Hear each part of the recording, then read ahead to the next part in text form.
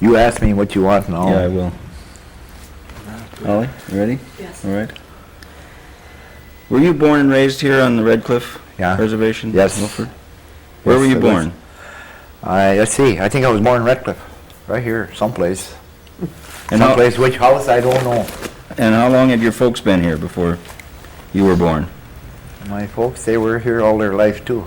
They were born and raised here as They well? were born and raised here in Redcliffe. And what were their names? Your dad and your mother? My mother's name was Angeline and my dad's name was Martin. And what was so Martin Peterson was your dad's name? Yeah, Martin Peterson And was what my was your dad. mother's maiden name? Angeline Gordon. And so her folks were born and raised here as well? No. Where were They they? came from my grandma Gordon and my grandpa Gordon came in a canoe. When? I don't know, in 1800 sometime. They came in a canoe from Thunder Bay or Grand Portage. Oh. They came here on a canoe and paddled and they landed by Sand Island. And then came up into Redcliffe here. That's how they got here. Boy, That's how on my mother's side. that's a long trip. That's a long trip with a canoe. Birch bark canoe at that. Yeah, they landed outside of Sand Island and they came into the main shore and I suppose they ended up in Redcliffe here. Where there were already people living by the time they got yeah, here. there was people living there. Well, didn't some of the people when the tribe had to leave Madeline and came over to Red Cliff? When was that? When was Do you that? remember? I can't remember. I mean, I know you don't personally remember, do you? I'd You're say not about gonna- 1855 probably. That's what I wondered if it was that Wouldn't early. you say so? Maybe earlier, 1837? No, I don't think it was that early. It was either in the 50s or the 70s, and I might have the numbers transposed. I was thinking it was 75, and maybe it was 57. Maybe it was too. I I don't don't know. know for sure. And how old are you now? 73, 73, so you were born in do the arithmetic. 1915. 15. Yep. And do you have other brothers and sisters? Yeah, I got two brothers and 4 sisters. What are their names? What is their name? My brother's Martin Peterson and Lenny Peterson. And my sisters are Jenny Goslin, Cordula Andrews, Dorothy Duffy, and Betsy Fredenberg. Are they still all around here? Yeah, they're here. So the whole family stayed around here. Mm-hmm. Oh, great. You never thought about living anywhere else? Me? No. Yeah. Yeah, Alaska. Is that right? I want to go to Alaska. I was in Alaska 2 years ago, and I love it down there. We went it's 4,000 miles from here to Homer, where we went. Uh-huh. Did you drive? We drove all the way to Homer, and we got on a big ferry and went to Kodiak Island. Mm. That's where I want to go. It is beautiful up there, isn't it? Yes. You gonna go set up a fishing farm up there? Well, I was thinking about taking my boat now I got here and go up there and fish salmon. Yeah. Suppose it'd be fairly different kind of fishing. Yeah. I think they use trawls or purse seines. I think they got gill nets too, but they got a bigger mesh? bigger mesh and bigger netting than we use. We use that fine netting. Yeah. Boy, this stuff is fine. Is this a winter net? That's a herring net there, or Yeah. a chub net. Yeah. A gill net's in the back of me over here. And what's the size of the mesh on the herring nets? What are they? 2 3/8, And on the trout and whitefish, what are they? 4 1/2. It's almost twice as big. Yeah, Yeah. When did you start fishing? 1937. Did your dad fish? Yeah. Yes, he fished just a few years, not as heavy as I did though. And what kind of, was that on an open boat to start with then? I started with open boat. I bought an open boat from Bill Noring, old man Noring. You remember him? Oh, Old sure. Bill? Oh, I yeah. bought a boat from him from Sand Island, an open boat, and he had an Overland engine in there. That's how I started, lifting by hand. Yeah. Only the old man Which was- wasn't, his name wasn't Bill, all of a sudden I can't think what it was. What was his name? Wasn't it Bill was only about 10 years older than you are. His dad's name was, I'll That think was of it. his name, wasn't it? No, it wasn't Bill. He talked with such an accent. He talked about the Hinksels, you know, the hinges. He was ridiculous. You couldn't understand a word he said. No, he talked kind of funny. He was more farmer than he was fisherman. Old Bill did fishing. Young Bill did the Yeah, fishing, young yeah. Bill. So if you started in 1930, did you say 37? Somewhere around there, 37, 38. So you were what? You were 15, you were 21, 22 years old when you I was started? younger than that. I think I was about 17. I went to high school first in Dakota You did? because we lived in Harbor Lodge up here, and I had to walk 5 miles to high school. So I couldn't do that. Too far. So I went to a government school. And I went to 11th grade, and I quit. Which school? Flandreau, South Dakota. Right. I was in 11th grade, the 12th grade, I passed to go to the 12th, and I didn't go back because I started fishing then. Came back home. Came back home here, yeah. So that's, Until I got to know, I got to learn how to write my name so I can sign checks. But I didn't have to go that old. I didn't have to go that far in school though. I think you learned a little I mathematics sure too. went- Better off I'd have went to the 3rd grade because then you learn how to write your name. So And some of you, the guys, seems like some of the guys that ain't got no schooling is the money men around here, the fishermen. Sure. so who did you fish with to start with then? Did you go out by yourself or you I had went by someone? myself. And then you, when did you get a bigger boat and start, or work for, did you work for your dad or? No, No. I learned everything on my own, and I learned the hard way. Experience is the best teacher instead of going to school to learn how to fish. Well, how would you know where to go though? I didn't know where to go. I just figured I could catch fish any place in the lake, but that's not so. No, it isn't. No, I caught more stumps and sticks than I did fish when I first started. Bert Noring you bought the boat from. Bert, yeah, that's his name, Bert Noring. Boy, I think I'm getting Alzheimer's early. Do you remember the name of that first boat? I don't think it had. Did it have a I don't name? think it had a name on it. Then what was your next boat? The next one. Let's see. The next one, I think I bought a boat from Ellison Batan. The name of it was Mary Alice. And he bought it from Olaf Edwards. Mary Alice, that was my next boat. Was that also an open boat or was No, it? that was a house Cup. on it and had a big lifter. It was no big boat. I think it was about 27 foot long. Mm-hmm. And would you fish year round? Yes, I fished it in winter. All year, yeah, in winter. Where'd you time, too. keep that boat? I kept the boat in Bayfield. Just pulled it up there any place. Where do you keep your boats now? You keep it out here or in town? Well, I only got an open boat now. Sure, you I can got keep it that out 20 here. footer, but I keep it down here in Redcliffe Marina. But I pull it out in the fall and just bring it right up here and put it in the shed here. Yeah. So you come full circle in a way. Yes. Start with an open boat and now you're back to I one. started an open boat and I get more kick out of lifting now with an open boat than I did when I had a big boat. Why is that? That was all work there. Fished a lot of nets. This Now way you I- only got to fish 3 or 4, huh? No, I only got to fish, I think we're only fishing about 8 we usually were fishing, 8 300-foot nets. And what are you putting in now? How many? Yeah. Or what? How many? I think we got 12 we lifted today. 300-foot nets. Mhm. They're 2 nights out. And today we got 300 pounds, 150 trout, 150 whitefish. I thought that was pretty good. Yeah. What kind of price do you get for them now? Right now, I think they're paying 80 and $1.20. $1.20 for trout, 80 for whitefish. Is that a good price? I can't remember what Well, they, it's better than. seems like they've been down Well, as low as 50 cents. It was about, Been up here. a couple of weeks ago, it was 50 and 70. Really? Yeah. So what boat came after the Mary Alice? Mary Alice, I was trying to remember which one I had now. I think I had, I bought a boat from Carly Myers. Lola. You ever hear of the Lola? Huh. That was about 55 feet.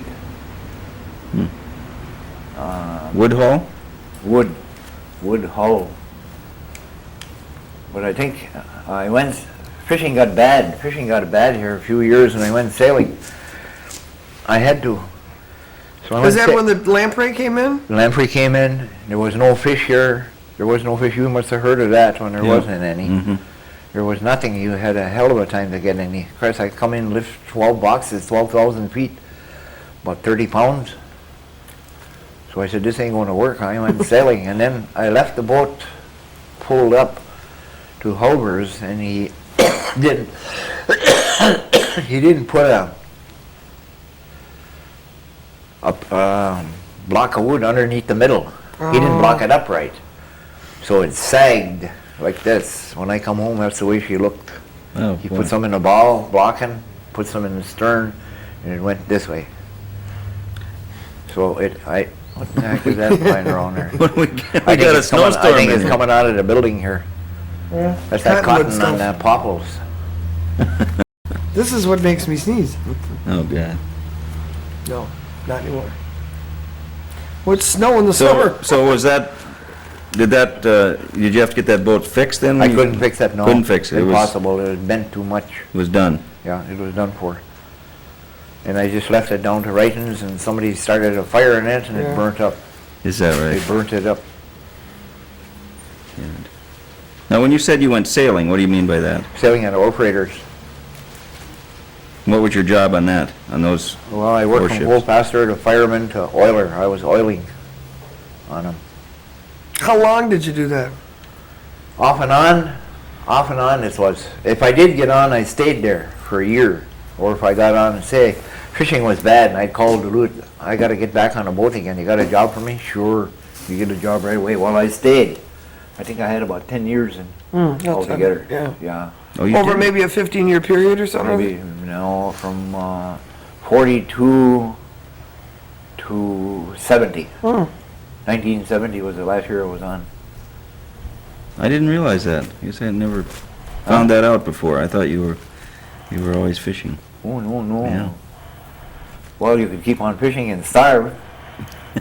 So I didn't want to, or my kids could have starved, and so Right. I went out sailing, and I made good money too. I think I worked in 1970 from I worked the 1st of June to the 15th of June. I cleared $1,000. That's good money. Yeah, clearing. I was working 12 hours a day though. Right. Yeah. So what, do you work 12, you're off 12? You work 12 and you're off 4. Oh, 4? That's all. And then you didn't work 12 hours steady. You worked 6 hours. Then you were off 4. And then you work 6 and you're off 4 again. Oh, I see. And then we're kind of hard to get on. That's how that come about. It was overtime. Where they usually had 3 oilers, they only had 2 of us. So we had to split up the hours. Which company was it for? United States Steel, U.S. Steel. Let's wait. All right. Oh, we gotta change tape. Well, nothing with that grease in it. You gotta have, oh Jesus. What do you call that stuff you gotta use to fry my stuff with? Oli? Not Oli either, no. Oh, Pam. Pam? Huh? Pam? You gotta use Pam or something like that, yeah. But in the old days I didn't. Now I can afford butter. I can't have it. Pure milk, I used to like pure milk. You know what I gotta drink? Not 2%, skim milk. Right. What do you like? You ain't taping that, are you? Sure, why not? Huh? Are we rolling? We're set. Okay. Are you? A little set. bit. Well, let's go back to we left off where the last boat you had Lola. got burned down. Then which one did you get? Then I had the root. I bought the root. Oh, It belonged to Henry Johnson. Henry Johnson sold it to my brother Martin. My brother Martin had 2 Well, no, I'm getting ahead here. When I had the Lola, when I come back from sailing in 70, I bought another open one. It belonged to Dan Lindow. I called it, what the heck did I call it? The Dan. I called it Dan or Lindow or something. You know, doing pretty good with that. That was open too. I had lifter, I put a lifter in there. And then I bought the root. So you didn't own a boat all during the time you were out on the sailing? Yeah, I owned the boat, but it was pulled up on the shore. Yeah. Yeah. Okay. Oh, that's right. Okay. Yeah, yeah. And by that time, were your sons fishing with you then? My son, After the, must have been by about the 70s, huh? yeah, I think they were starting to fish with me then, yeah. So you taught them where to go, or did you just say, go out there and find? No, no, they learned from going with me Yeah. where to fish.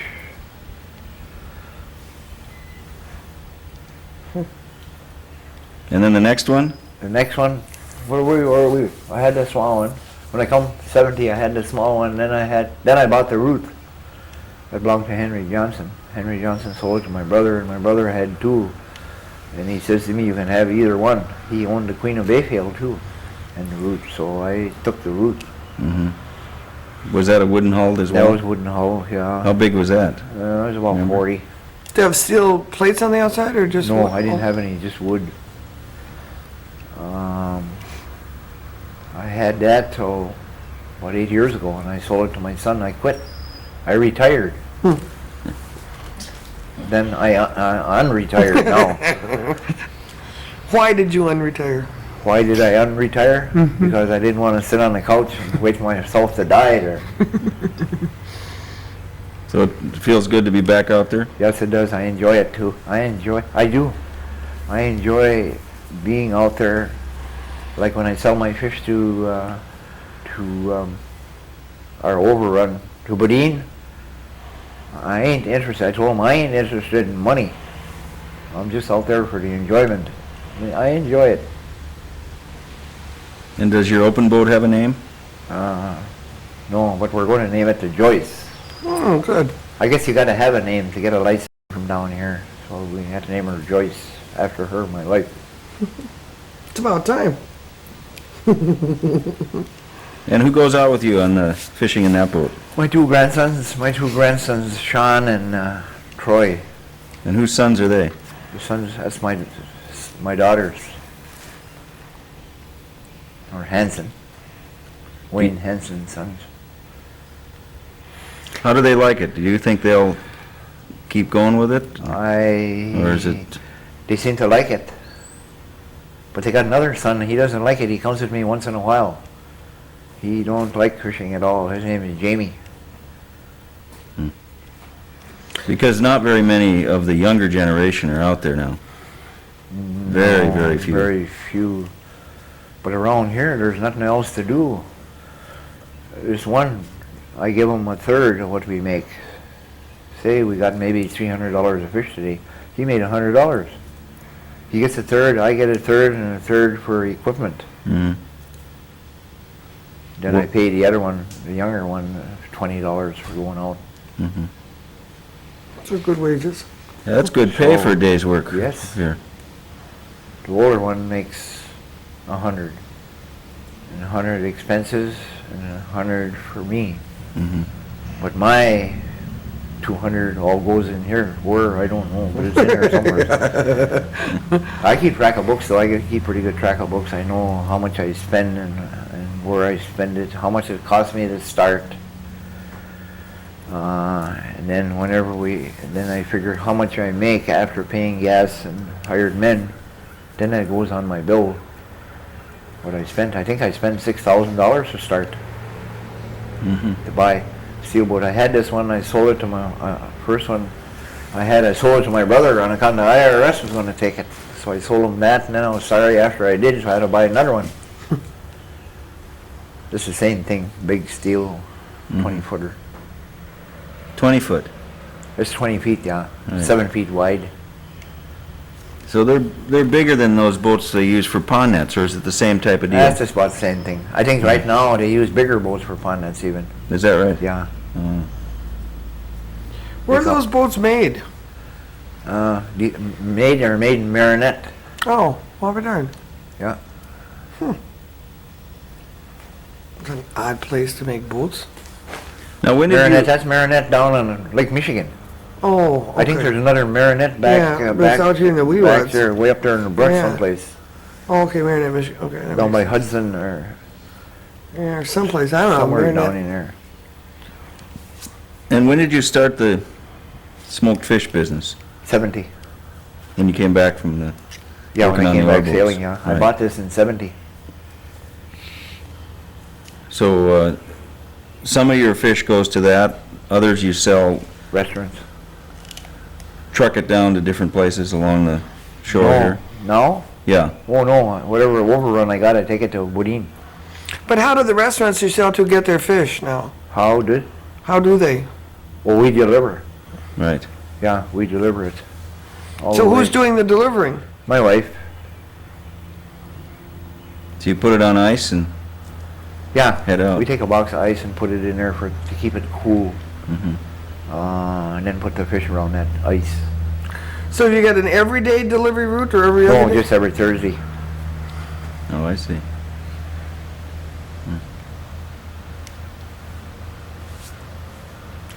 So that must be a long route on Thursday.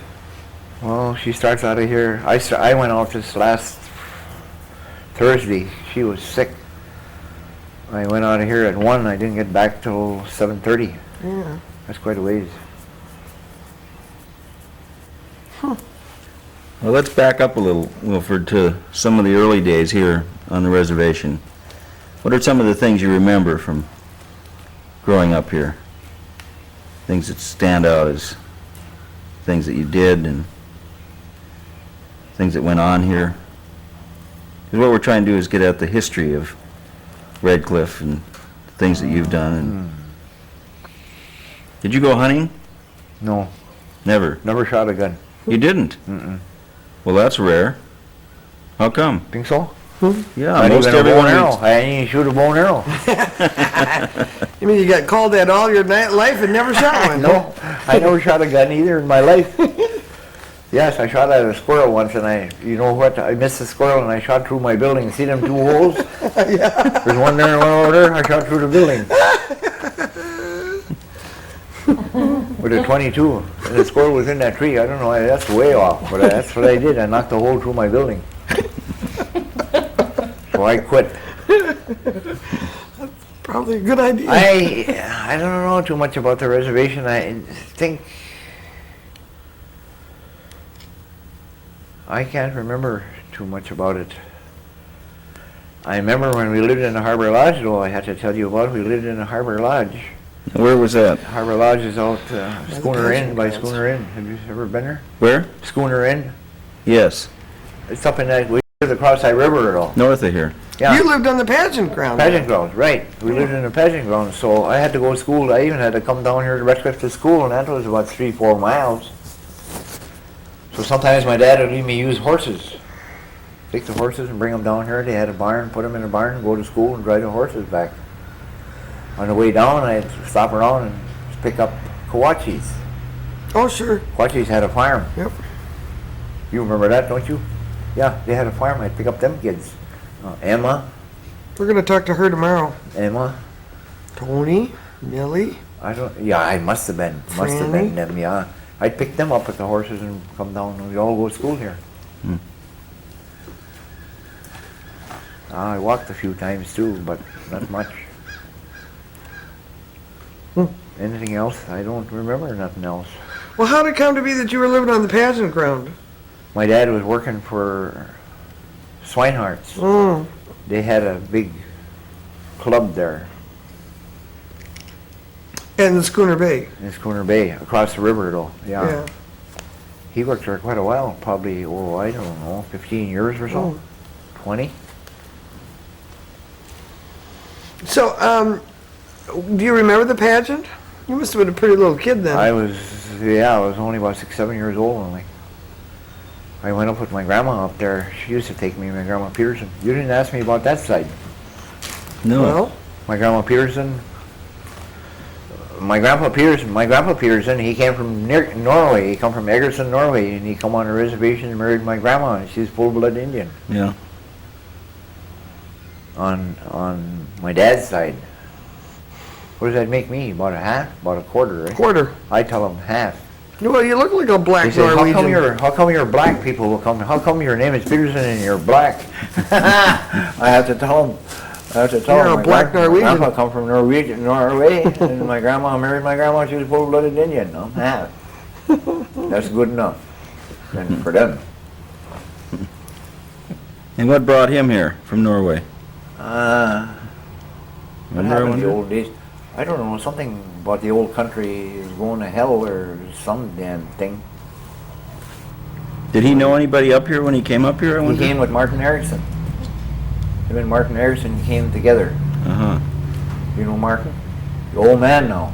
Yeah, we don't know him, but we've heard people talking about him. Oh, was he dead? When It's you got Ed's there? dad. Yeah, oh. Right. Yeah, that's Mel's Oh, that's right. dad. Right. Yeah. Yeah, my grandpa and him came together. And where did he settle? Your My grandpa, he Grandpa. came right down here, and he worked in the logging camps. He was a cook and a timekeeper, they call it in those days. I don't know what you would call it now. He took care of the books. What would you call it now? Accountant? No. Well, sort of. Yeah. Bookkeeper. Bookkeeper. Well, that's what he was then. you know which camp? I don't know. That I don't know. And then he met your grandma. He met my grandma, he got married to her, and then they lived in Redcliffe, right down here. Whereabouts? The house has gone down now. Whereabouts was it? Whereabouts was it? Just the side of Mrs. DePerry's. You know Mrs. DePerry? Yeah, well, You know Gladys DePerry? It was built out Yeah. over that ravine just. You know there's a Oh, ravine okay. here? Well, the house was built over the ravine there. Mm-hmm. That's where they lived then. that was the middle of Redcliffe. It still is sort of, but it's Yeah. also new looking now that you forget that really was the heart of Redcliffe. That was, yeah, there, and then right across the road was Buffalo's store. Let's see where that old housing is. Oh, yeah. The one on that side of the road, Yeah. that's where Buffalo had his big store, Oh, okay. right in there. It is here. It's gone. So then when you went to school, you went back down toward the city hall, the town hall building and the church and stuff, right? Yeah, the school was in that church, up in the church, that burned down too. The school burned down. The That's where original it was. school.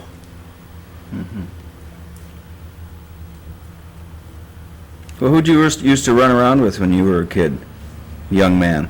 Who did I run with? Yeah. What do you mean, girls or boys? Well, both. Both. Girls, I didn't know what girls were for till I was 23. Then I got married when I was 24. Boy, Henry Brissett. I and Henry Brissett were good friends. I think we worked on a farm. We were getting $5 a week. To, people by the name of Hanson. But we lived there. We got our board and room too. We had to live on a farm. We'd pick berries, pick apples. We helped milk the cows in the morning. And we lived right there with them. How old were you then, do you think? Oh, I must have been about 15, 16, 14, somewhere in there.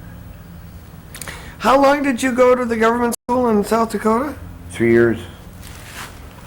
So you'd be gone for like 9 months at a 10, time? Yeah, we go all year round, 9, 10, and 11.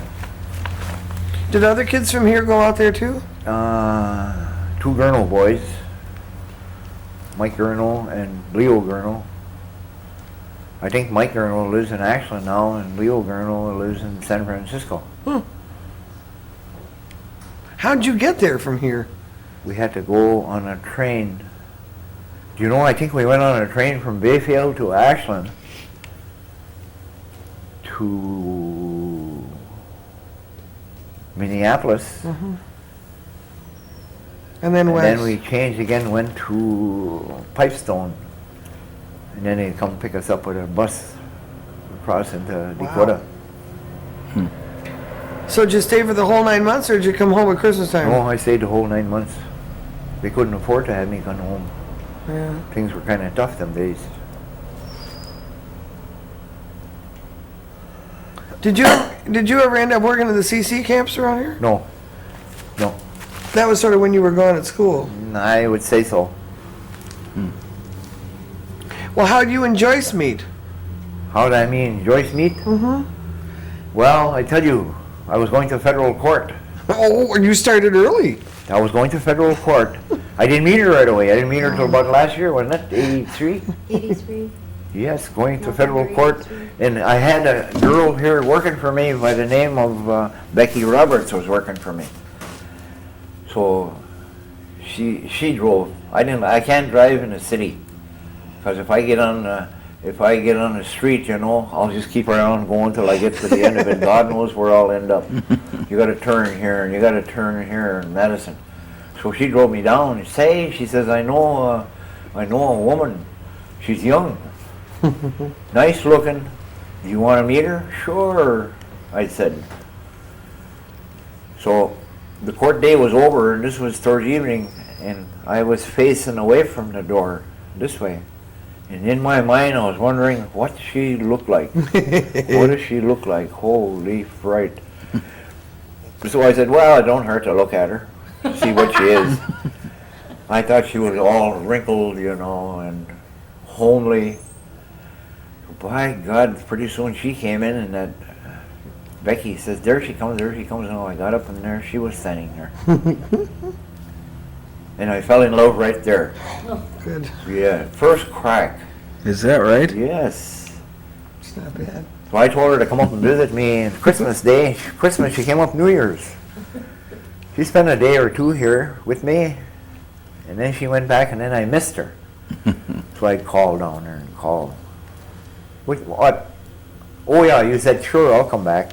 No, I said, we'll get married. Is that what I told you? Mm-hmm. Yeah, I said, we'll get married.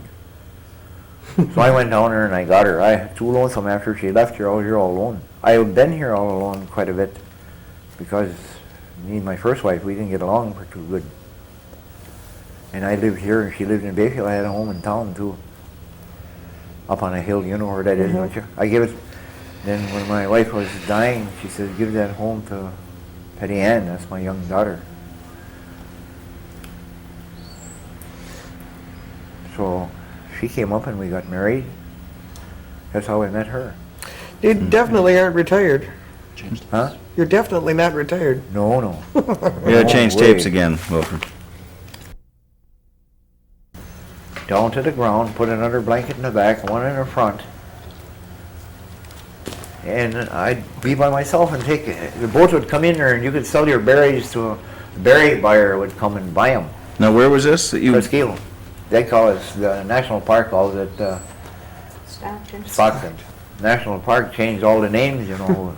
Presqu'île was the name of it. That's what we called it. It's a nicer name anyway. And let's see, Well, Hermit. what did they call Rice's Island? They call it Rocky. We call it Rice's. That was the name of it. And Salt Twin, they call it Salt Twin. We call it Willie's Island. But the National Park changed it all to their way. They didn't leave it the way we named. We have the names that I remember them by. Mm-hmm.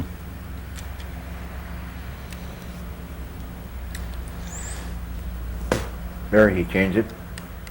So, back to the blueberry picking.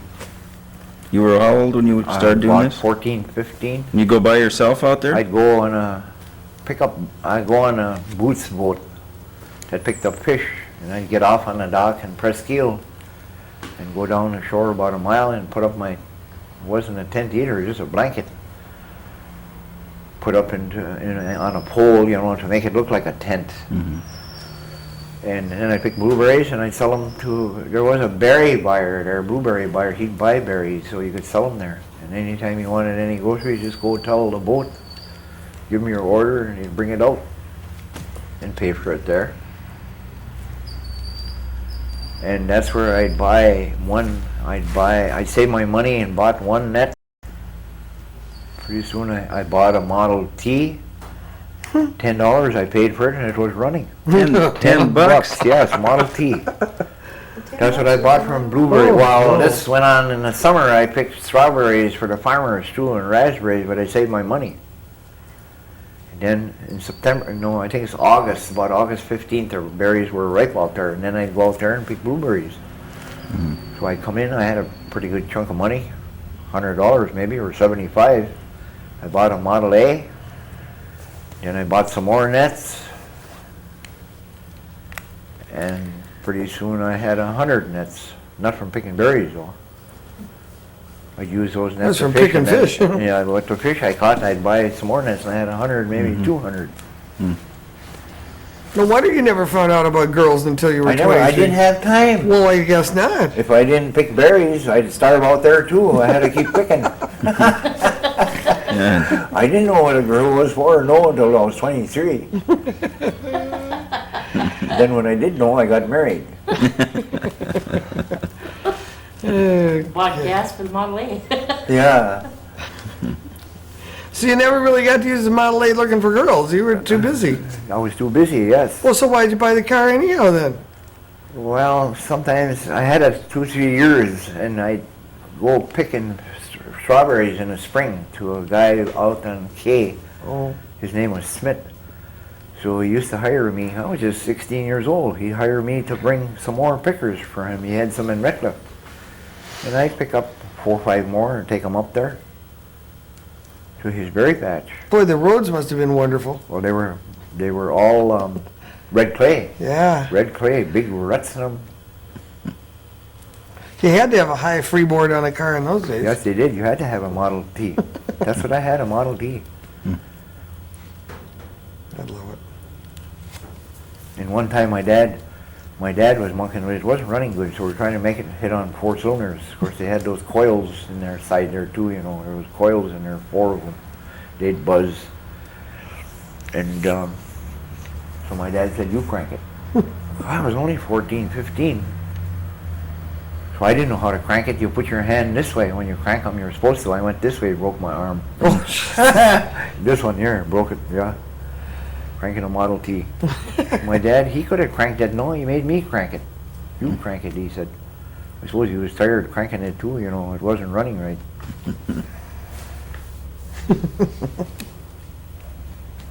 So where'd you live after you got married, Wilford? Where'd I live? Yeah. I bought a house in Bayfield, Oh, you did? 1939. I got married in 1939, and I bought that home down there. I paid $600 for it. And I borrowed the money from Boot, and I had him paid. I think I borrowed it in June.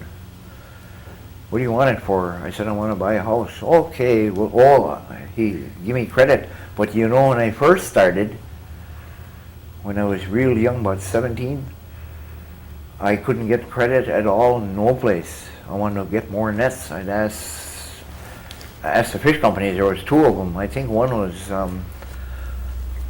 Is that Keen's? one was well, no, one was Keen, Ottawa. and the other one was Boot. So they wouldn't give me no credit. No, not a dime, nothing. And I used to sell my fish to Boot. Well, after a while, it took about 7-8 years before he'd give me a little bit to get nets. You want to say put up 10 boxes, probably $700-800. Before though, when I first started, he wouldn't give me a nickel. After he knew I really wanted to fish, then I could get all I want. I could get not all I want, but I could get $700-800 of credit. Mm-hmm. So that's how you got your house then? That's how I got my house. Yeah, I just went down there. My credit was pretty good with Boot there. Then I'd say, give me $600. I want to buy this house. He said, sure. Now, what street was the house on? Oh Jesus, I don't know. You know Where do where? I live? Where is that house? Where is that? Do you know? It's I don't know. North, It's on North City limits, I think, is what Yeah, it North says there. Limits Avenue, right up on top. I And live right on top. Lynn is Uh-huh. next. Right. I don't, Lynn goes this way? Lynn, Lind is north limits and then Lind, and it's on Second Street or First, Second Street, yeah. That's Straight up from, Yeah. Yeah. Second and north limit, something like that. So I bought that in 1939, that house. And when did you come up and, when did you start living in this Sure, one? started here in 1970. Mhm. I bought this from my daughter, Donna, had it. She paid, you know how the price of real estate went up? McCarty bought it from a woman that owned this, Bella Roy, her name was, or Bella Warner, she owned this. And her husband died, so when she didn't live here, she lived with her daughter. She came back here and sold it to McCarty, 1,200. There's about an acre of land here, all this.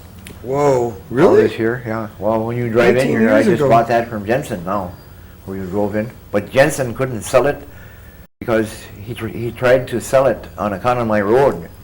Oh, So the transportation department came here and I said, make my road, I didn't want to hurt them. I said, can I make my road straight down? They wouldn't let me. Oh. Because they couldn't see for 10 feet up when you got down below there. He said, how long has that road been there? My road going out of here? 1855, I said. Christ, he said, they can't do nothing to you. So then he decided to sell it and I bought them 2 lots from him there. And then I got some behind the slanty shanty. I got 2 more lots there. amazing.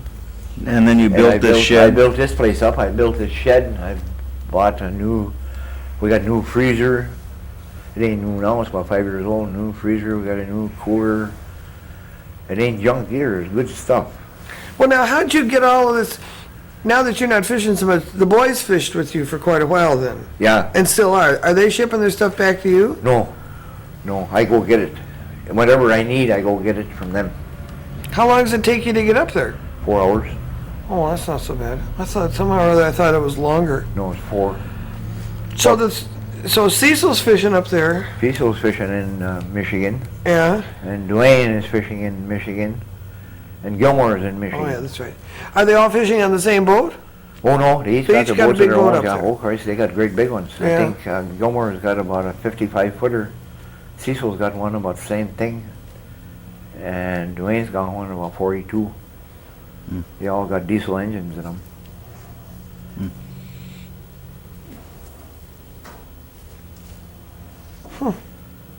And how long will that go on, that fishing in Michigan? Is that, because that's under an agreement with another tribe over there, isn't it? No, What is that? That's what the hell would you call it? That's treaty right. That's their treaty rights. 1824 or something, treaty rights. That's a treaty right. Redcliffe. Who's in that whole paragraph? Redcliffe can fish way down on the other side of Houghton Hancock. I see. Redcliffe, Bad River, Odana? that's Odena, Odena, yeah, okay. and then Keweenaw Bay. Oh, that's right. But Keweenaw Bay has been trying to get rid of Redcliffe and Odena. And they can't, because that's in the treaties where those 3 tribes can fish down that far. Well, it's such a small lake. They want it all to themselves. They want it all themselves down there. They want it all themselves, but they can't make it.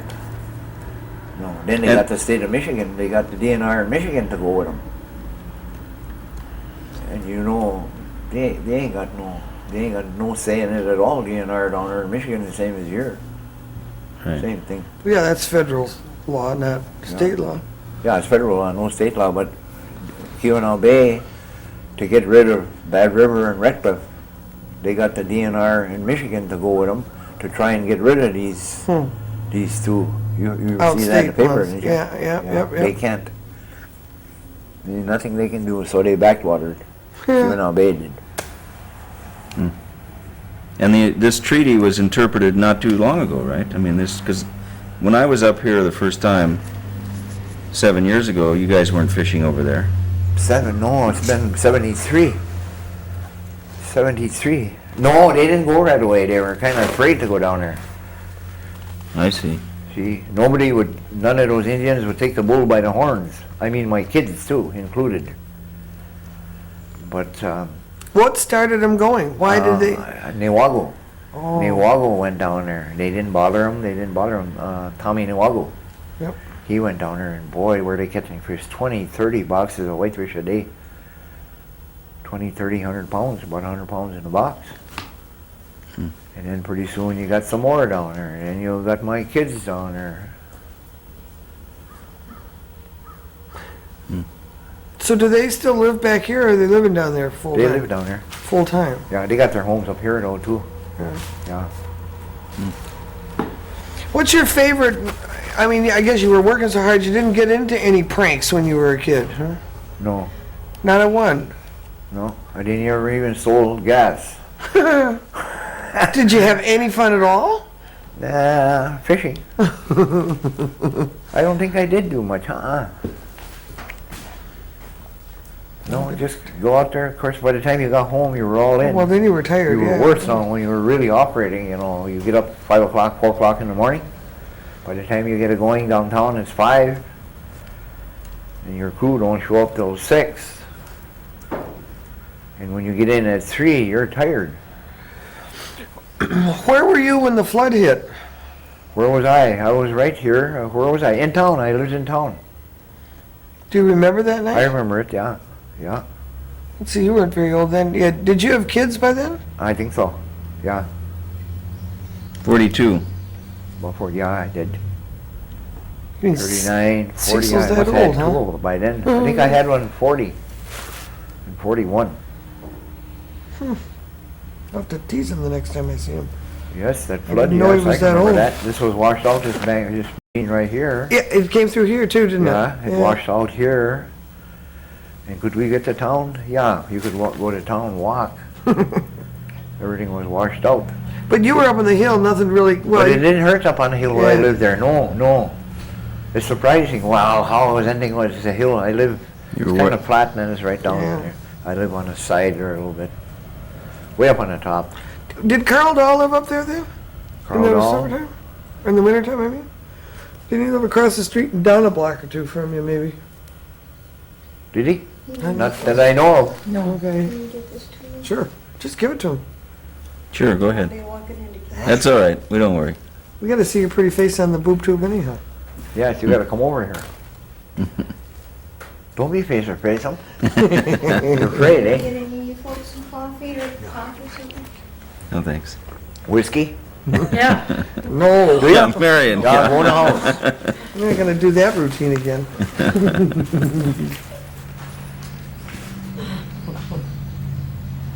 But where was your boat when the flood came in? Where was the Oh, boat? well, you were in an open boat though then, I still. had the Or did- open boat. Let's see, where was it? I think it was right down here in this old dock here. Oh, yeah, the dock Right here. is right down below you, isn't it, sir? Yeah. Right down here in Redcliffe, right Yeah. below. Yeah, I lived right close there. 39. Well, now, 40. is this what's called Royce Point or Royce Point? This is Royce Point This is right Royce here. Point This is right Royce here. Point, Yeah, yeah. straight down to the water. Yeah. Yeah, that's what I thought. And there's a dock sticking out on Royce Point. No. Where's the old dock? Not the dock by the Arts and Crafts building now, but there's another one that sticks out here. Oh, that's down in front of Bay Fisheries, sort of, isn't it? That's in the, where? Is that down, it's between you and Bay Fisheries down on the You water? mean Buffalo Bay? Buffalo Bay. No, yeah. there's none there. Well, then where's that dock that, No. Buffalo Bay is the next one from here, over. I'm about half a mile away from the lake here. but there's a dock, besides the city dock, there's another dock that's sticking out down here. It always looks like it's on the end of this point, sort of. Not that I know of. Oh, I'm seeing No. things then.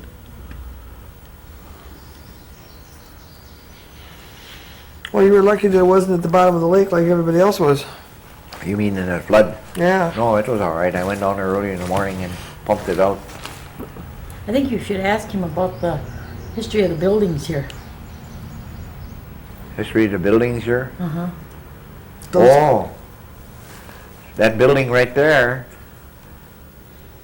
Let's see, that building right there, where the hell, that was the office. That was an office too, I think. Did it have something to do with the railroad or? That was an office when the railroad was running down here. I think that was, I was trying to think, but this was a home when I come here. The shingled one? Yeah, there was a home.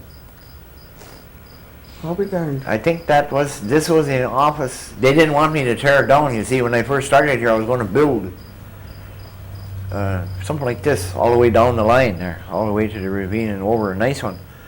And Ernest LaPointe says, "Don't tear that down. That's used to be an office when the railroad was running." And this one here, this is an office right here too, the house. And that was an office when the lumber was going. Oh, for heaven's When the sake. lumber mill was going, that office. That was this was put up here in 1911.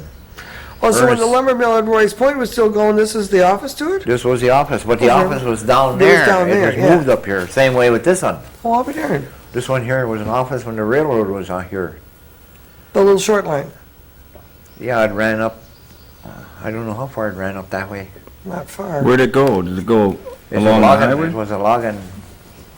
It went right below me a ways. Down here? Then it come out right over here by Leonard Gordon's and Billy Binks there. Went across. And how far up it went, oh, I don't know. How far that railroad, do you remember? I can't remember. I know it goes, it's still going way up that steep hill by Raspberry. When you go down that steep hill. Holy you go to cow, there's Raspberry track Bay. all the way out there? Yeah, it went across there yet some more. Where it went from there, I don't know. Whoa. You went real steep hill Well, yeah. down. Yes, it ran across there too. I had no idea it was that long. Yeah, yeah. For heaven's sakes. I was just a little kid and I can remember in the train running. Yeah. We'd walk on the railroad here. A lot of the people from out here used to ride that They probably train did, huh? to get to Bayfield Oh, sure. for groceries and go back and forth. You ever remember riding it, Wilford? Mm-mm. I rode in the one from Bayfield to Ashland, I remember. But I can't remember riding down here. No, I don't think I ever did. No. Wonder how intact that trail is. We should Huh? go. We should go try and find that railroad track someday. Out here, Well, there ain't no, there's any track left, there's but no I wonder if track the or grades nothing and the left there, bridges but are left. it's growed up too quite a bit. You just gotta know where it was. It's all taken out.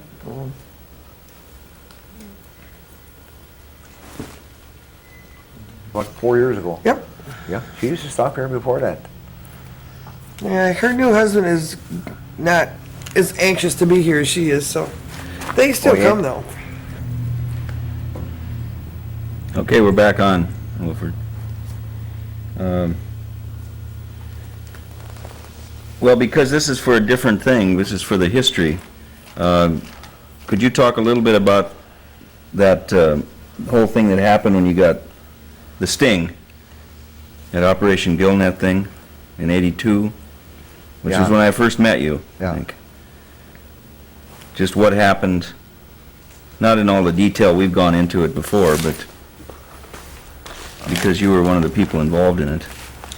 Well, the price of trout was 75 cents around here in Bayfield.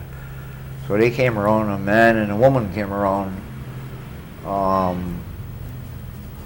wanting to buy fish. They were starting up a big fishery in where was that? Wilmette? In Chicago, on this side. Wilmette. Where is it? Wilmette. Wilmette? Yeah, they were starting. They wanted to know if we'd sell them fish. So she said we're willing to pay $1.50 pound. That's delivered down here though. So 75 and $1.50. We were shipping to Chicago too then, and it was probably maybe Chicago was 75 cents too. Plus it cost about a quarter to deliver them down there and back again. And I said, sure, we'll sell you some. So we sold them, I don't know, they'd pick them up all over though. I'd give them 500, 400 and they go pick some somewhere else. But when they first come, there was a man and a woman. And that girl, the style dresses then I don't think was way above your knee, the style of dress. It was about 2 inches below her crotch, her dress on. And you know, she made it a point that I seen her underwear. She bent over like that and kind of pulled her dress up like this. Are you looking over there? she pulled her dress up like this so you could see her all the way. Why, I was gonna go out and get fish right away. Trout they wanted though. First they took whitefish and trout, and then they shied away from whitefish, they took trout. And, What was the name of that fish company again, that bogus fish company? I was trying to remember What's the that. name of that? Tri-State. Tri-State. That's what it was. Yes. Yeah, then they'd come once a week. I think I sold them all together in a couple of years, not much, 22,000 pounds. But they came here once, and this guy was out here and he was waiting for me when he come in. And I had the fish in the cooler. The fishermen weigh them. And there was supposed to have been tags on them, and there was no tags. So I said to the driver, I got to put tags on these. I said, you can't take them that way, you get caught. He was a DNR. I said, DNR is going to catch you. I don't know why I said that for, because he was a DNR anyway. So, no, God, he says, hurry up, I got to hurry up back to Chicago. Or Wilmette. There's another driver waiting for me, and we're taking him to East St. Louis, Illinois. And he wanted those fish, me to hurry up, not to put tags on. Just like, hurry up, hurry up, hurry up. After I got in here, he was laying there half sleeping. And he said, they got to go to East St. Louis, Illinois. East St. Louis, Illinois, is that where that is? Yeah. And he said, there's all niggers there. No, that hit me kind of bad there, you know. Niggers, he called them niggers. So anyhow, we hurried up and threw them on without tags. But he didn't say colored, which he should have said, or black. He said nigger. No, if we'd have went to court, I didn't get to court though. And I got people to prove. A guy was working for me out here, Kenny Charette was working for me, and he heard him say that, nigger. No, if I'd have went to court, I would have got 12 niggers on a jury. That's what he said. He called them niggers. He didn't say black. Yeah. He didn't say black, or he didn't say colored. He said nigger. That's how bad they wanted those fish to get out of here, and I give it to them without tags. And then this guy kept on. Finally, we put tags on our fish and still giving to him, you know.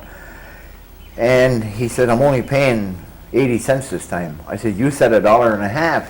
That's on the telephone now. You said $1.50. So they cheated me on their price. They didn't pay me $1.50. They gave me 80. Maybe on the last load that not money, 500-600, but that's enough. Yes. He said, I can't pay you with that there. So he didn't want any more whitefish again. And then I talked to a Jew on the phone. I said, you know anything about this new Tri-State Foods in Wilmette? No. He said, I don't know a damn thing. I don't know about it. I said, they're buying fish. So I think we quit. We quit.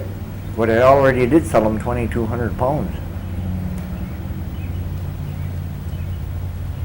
And that was I enough. already had, huh? That was enough to get you and They had me over a barrel already. They Right. thought they did. Right. yeah. They thought they did. So then what happened? Let's put it that way. What else happened? Yeah. Well, remember then they came Let's see. and broke in early that morning. Oh, they come here and ransacked my house. They had a search warrant, but it wasn't a search warrant, ransacked.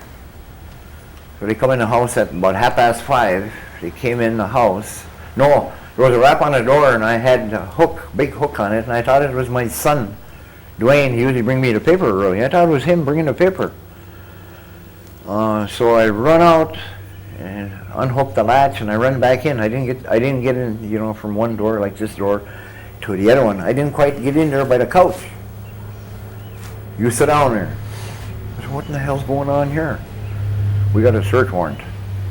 So they made me sit there, and they had the wildlife service there doing it, or the federal marshals.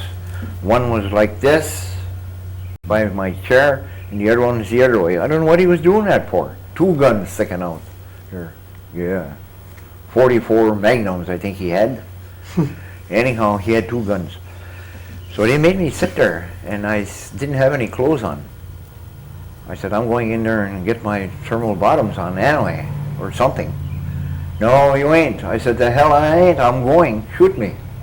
I went in there and got my pajamas, bottoms, and put them on. Then I wanted a cup of coffee because my mouth was dry that early, and I wanted a cup of coffee. He wouldn't let me go in there and have a cup of coffee.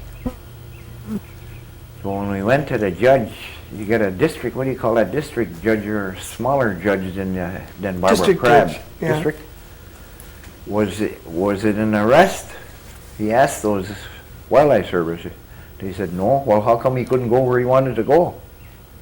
He couldn't answer that. Anyhow, that got thrown out. So Well, then did they take you, they didn't take you in, they just searched the They place? searched the place, Right. but they should have let me go. Not Barbara Crabb, the district judge says I should have been allowed to go with them. Now here's another thing, and I said that down there too. This is a no-no in my book. I don't know about the law or nothing. But he says, "Where's your keys?" I said, "They're in my pants. I'll get them." "No, you ain't going to get them." He went in the bedroom and took the keys out of my pants.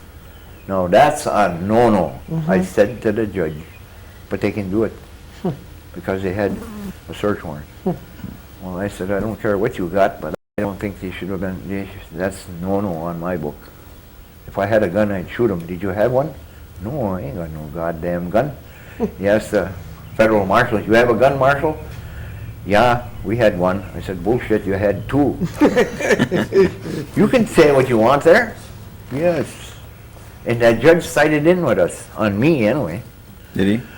So I can't sit down too long, so I told my lawyer, I said, "You tell him I want to get up, I'm going to stand up." I was just fine. So I'd get up, walk, pretty much fall down, and I'd go in front of the attorney. This, what do you call the head attorney for the government? Attorney General? Attorney General or attorney. He's higher than, he's kind of high. I'd walk in front of him. The judge would look at me. He didn't say nothing. After a while, when those hearings were over, the judge would start talking to me. "How's Bayfield? He's been around here," he said. "How's the orchard? Asking me about how's the fishing." I said, "Good, if they leave me alone." Yes, and that district attorney, he didn't like that. The judge shouldn't be talking to me. And this was the end, though. He was ready to walk out, and then he started talking to me. You know how you all rise? But he was talking to me then. There was quite a few people in there. And every time I went, there was two, I think it was marshals sitting there. So I asked my lawyer, I said, "What the hell are they here for? What's them guys got to do with this?" He said, "If you get found guilty, then they can put the cuffs on you and take you to jail right away. That's what they're waiting for." Yeah, they were waiting to put the cuffs on me, them guys. Have you ever been in federal court? No. Well, oh boy. Those game wardens and them federal marshals, they come shine shoes, you can see your face in them. All shined up, nice tie and shoulders stuck back. Yeah. High class stuff. Hi, mucky, yeah, they treated me, them, it's just I don't care if it is. A month ago, wasn't it, a couple of weeks ago, What, when we went to try to sue him. a couple weeks ago? A couple of weeks ago, I had a lawyer coming from Madison to Antigo. I wanted to sue him for about $5 million, and I told the lawyer, I said, hire a suing lawyer and 2 more, 3 more. You can have the money, I don't want it. But I said, we got a pretty good case there. I should have went to court out here. No, they put me in Madison. I said, and Judge Barbara Crabb said, ball the hell out of the Wildlife Service. The one was from Duluth, one from Minneapolis, ball them out and ball DNR out. I had the papers in the house, and I think they disappeared. I think Grumpy's got them. So the issue was that they didn't have jurisdiction None. over you. They Yeah. couldn't haul you into the Madison court. No. You had to be, It Co- cost him several $1,000s to, For them to learn the law. but meanwhile you were paying lawyers to defend your, I was paying lawyers. It cost me about $25,000. I'm broke. That's why I'm fishing now. You know the first part of my story, I told you I'm fishing? That's why I got to fish. Starting over from scratch, I'm broke.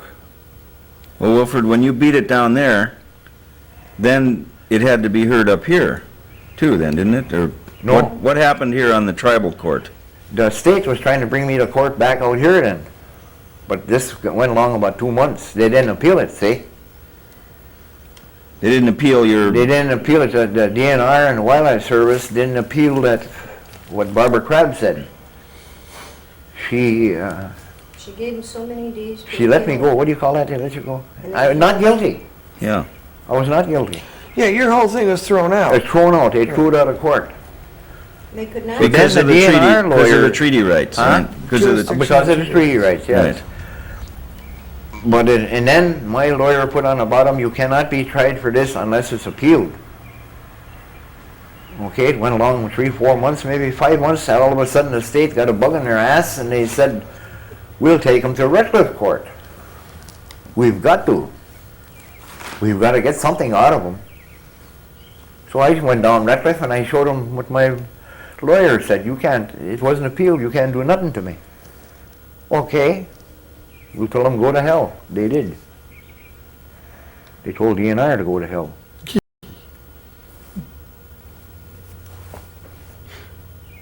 So you beat him. I beat them fair and square. Well, they I should was never told been. lies even to beat them. They tell lies. And have they bothered you since? No, they don't bother me no more. No. It wouldn't do them any good anyway. It didn't to bother me.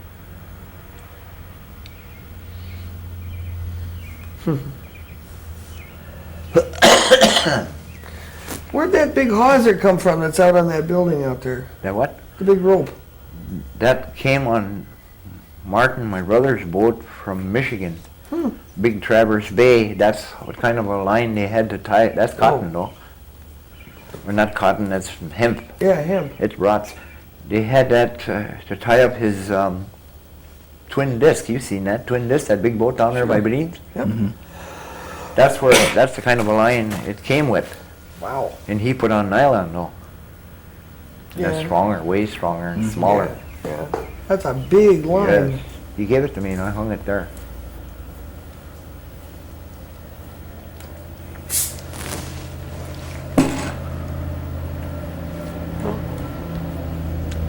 Anything else, Wilford, that we're That's missing all here? that I know. Huh? That's all that I know. I told you everything. Absolutely everything. And I ain't afraid, I wasn't afraid to tell you what I thought. No. No. Good. Thanks.